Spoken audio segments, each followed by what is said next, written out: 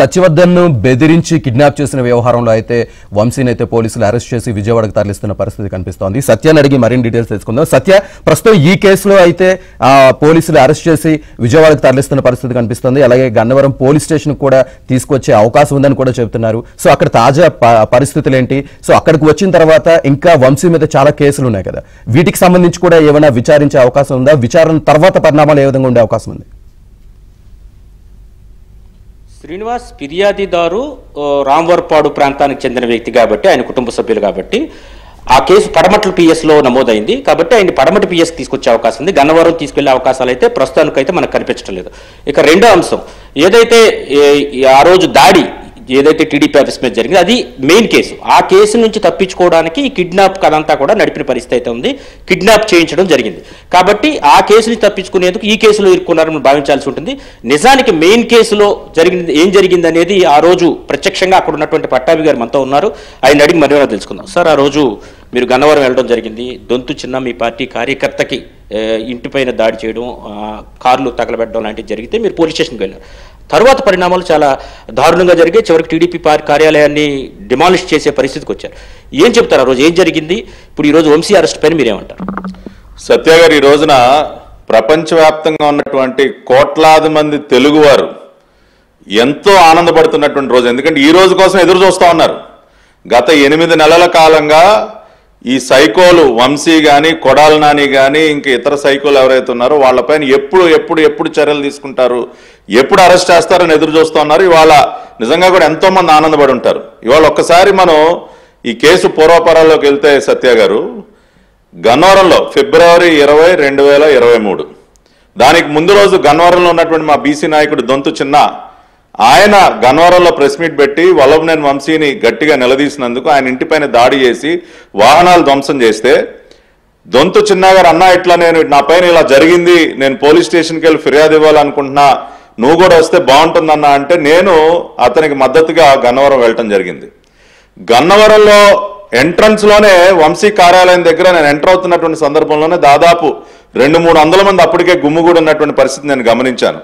స్టేషన్కి వెళ్ళగానే అక్కడ అధికారులను అడిగాను, దేనికి సార్ అక్కడ అంతమంది గుమ్ముగూడి ఉన్నారు, ఏం జరగబోతా ఉంది వాళ్ళ గన్నవరంలో అని చెప్పి. అంటే ఒక కుట్రపూరితంగా, అంటే ఒక బీసీ నాయకుడి పైన దాడి జరిగితే ఎవడు రాకూడదు. గత ప్రభుత్వ హయాంలో మనం చూసాం దళితుల పైన, బలహీన వర్గాల పైన ఏ రకంగా దాడులు జరిగాయో, డ్రైవర్ సుబ్రహ్మణ్యాన్ని ఏ రకంగా చంపి డోర్ డెలివరీ చేశారు. అదేవిధంగా గన్నవరంలో ఉన్నటువంటి మా బీసీ నాయకుడు దొంతు చిన్న పైన కూడా దాడి జరిగితే ఈ సైకో వంశీ ఏమనుకుంటా ఉన్నాడు, ఎవడు రాకూడదంట, ఎవరు బలహీన వర్గాల అండగా నిలబడకూడదు. ఆ పని నేను చేసినందుకు, పోలీస్ స్టేషన్కి వెళ్ళినందుకు మేమన్నా దౌర్జన్యానికి దిగామా అంటే ఒక పోలీస్ స్టేషన్కి వెళ్ళి ఫిర్యాదు చేయటం కూడా తప్పే. గత జగన్ సర్కార్లో పోలీస్ స్టేషన్కి వెళ్ళటం కూడా నేరమే. పోలీస్ స్టేషన్కి వెళ్ళి మేము ఫిర్యాదు ఇచ్చినందుకు గాను వీళ్ళు వెళ్ళి మేము పోలీస్ స్టేషన్లో ఉండగానే మా పార్టీ కార్యాలయం పైన దాడి చేసి, ఆ రోజు నేను కూడా అక్కడే ఉన్నాను.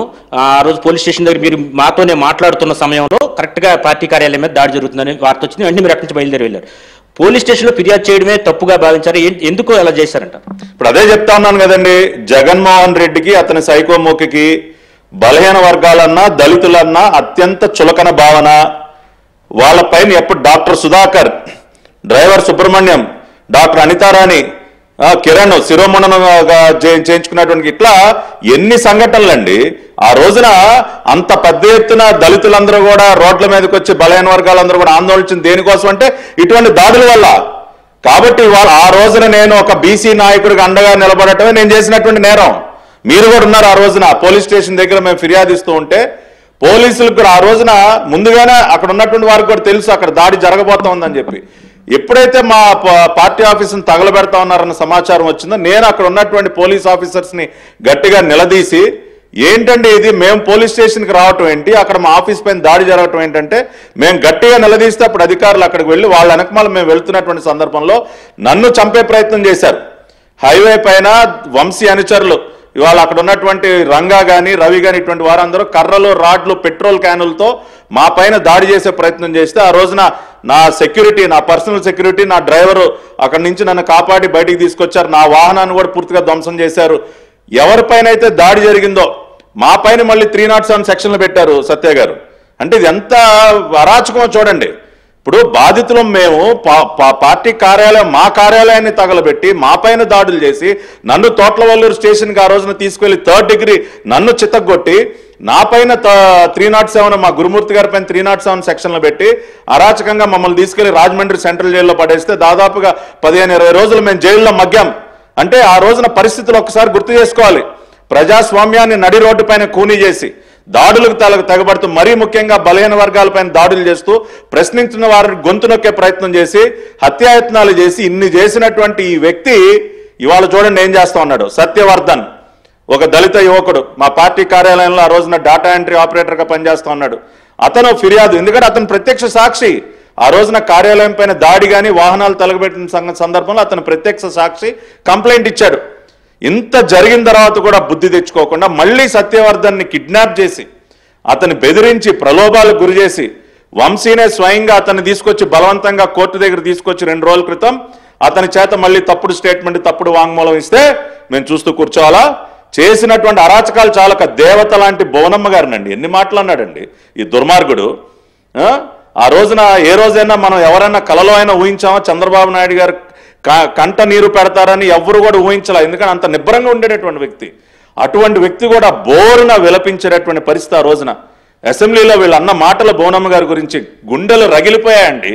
కోట్లాది మంది అంతటి దుర్మార్గుడు వాళ్ళు ఈ సైకో ఆ రకంగా అటువంటి వ్యాఖ్యలు చేసి అటువంటి పరిస్థితులు సృష్టించి ఒక గన్నవరాన్ని పుచ్చలపల్లి సుందరయ్య గారు ప్రాతినిధ్యం వహించినటువంటి నియోజకవర్గం అండి. ఎటువంటి నియోజకవర్గం అండి గన్నవరం?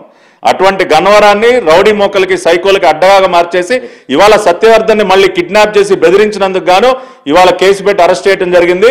ఖచ్చితంగా ఈ కేసే కాదు ఇంకా అనేక కేసుల్లో వంశీ దాని పర్యవసానాలు అనుభవించడం ఖాయం. చూడొచ్చు మొత్తం మీద వంశీ అరెస్టుకు సంబంధించి రాష్ట్ర వ్యాప్తంగా ఆంధ్రప్రదేశ్ వ్యాప్తంగా తెలుగుదేశం పార్టీ శ్రేణులు అదేవిధంగా న్యాయం జరిగింది పార్టీ కార్యాలయం మీద దాడికి సంబంధించి అని చెప్పి చెప్పుకుంటున్న పరిస్థితి అయితే ఉంది. ఇదే సమయంలో మరింత సమాచారం పట్టాభి గారిని